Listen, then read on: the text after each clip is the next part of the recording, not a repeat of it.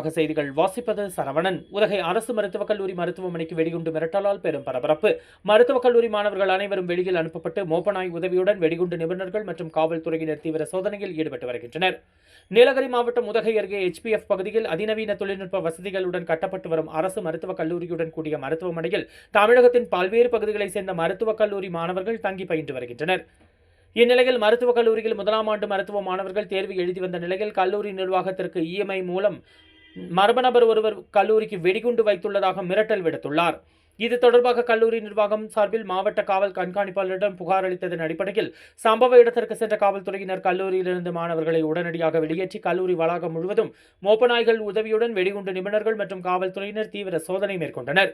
மேலும் இது தொடர்பாக காவல்துறையினர் வழக்கு பதிவு செய்து விசாரணை தீவிரப்படுத்தியுள்ள நிலையில் மருத்துவக் கல்லூரிக்கு வெடிகுண்டு மிரட்டல் விடுக்கப்பட்டுள்ள சம்பவம் மாணவர்களிடையே பெரும் பரபரப்பை ஏற்படுத்தியுள்ளது. இந்த நிலையில் கடந்த சில மாதங்களாக நீலகிரி மாவட்டத்தில் உள்ள சர்வதேச பள்ளிகள் மற்றும் நட்சத்திர விடுதிகளுக்கு மின்னஞ்சல்கள் மூலம் வெடிகுண்டு மிரட்டல் விடுக்கப்பட்டு வருவதால் இச்சம்பவம் தொடர்பாக காவல்துறையினர் விசாரணையை தீவிரப்படுத்தியுள்ளனர். கோவை நீலகிரி செய்திகளுக்காக எமது சிறப்பு செய்தியாசிரியர் தமிழ் வெங்கடேசன்.